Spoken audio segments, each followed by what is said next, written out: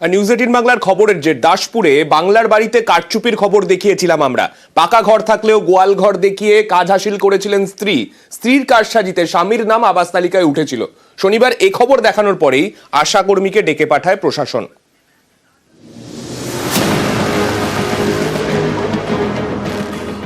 স্ত্রীর কারসাজিতে স্বামীর আবাস, পাকা ঘর থাকলেও গোয়াল ঘর দেখিয়ে বাংলার বাড়ির প্রথম কিস্তির টাকা পকেটে।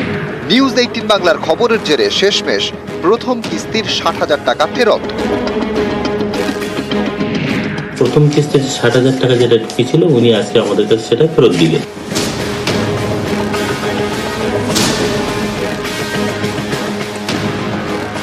এই দেখুন, একতলা পাকা বাড়ি, পশ্চিম মেদিনীপুরের দাসপুরের ডিহিচেতুয়া গ্রামে এ বাড়ির বাসিন্দা বামাপদ চাকি। তাঁরই নাম ওঠে বাংলার বাড়ি প্রকল্পে। প্রথম কিস্তির টাকা পেয়ে বাড়ি তৈরির জন্য ইটও পড়ে যায়। কিন্তু কিভাবে নাম উঠল বাংলার বাড়ি প্রকল্পে? বামাপদের স্ত্রী রিঙ্কু, তিনি আশাকর্মী। আবাসের সমীক্ষক টিমের সদস্য ছিলেন রিঙ্কু। অভিযোগ, পাকা বাড়ির তথ্য গোপন করেন রিঙ্কু।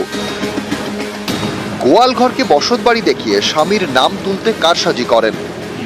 টাকা ফেরত দেবেন না আপনি ঘর করবেন? আমার স্ত্রীকে বলি, আপনার স্ত্রীর সঙ্গে তো খারাপ সম্পর্ক, সেই আমাকে যোগাযোগ করে দিচ্ছে। এবারে মানে আপনার স্ত্রী সার্ভে, আমার প্রথমে সার্ভে তো সেই করেছে, সে যেহেতু তার একটা ক্ষমতা আছে সে করে দিয়েছে আপনার। কিন্তু আপনি মনে প্রাণে বলুন দেখি, আপনি তাকে বলবো যে আমার পাওয়ার যোগ্য নয়। শনিবার এ খবর দেখানো হয় নিউজ 18 বাংলায়। খবর দেখানোর পরই তৎপর হয় প্রশাসন। ডেকে পাঠানো হয় রিঙ্কু চাকিকে। বাংলার বাড়ির প্রকল্পের প্রথম কিস্তির টাকা ফেরত দেওয়ার নির্দেশ দেওয়া হয়। সেই মতো প্রথম কিস্তির 60,000 টাকা ফেরত দিলেন রিঙ্কু।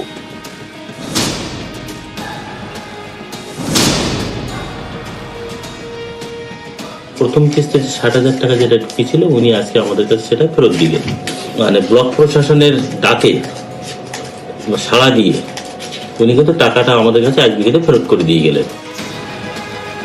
দাসপুর থেকে সুকান্ত চক্রবর্তী, নিউজ 18 বাংলা।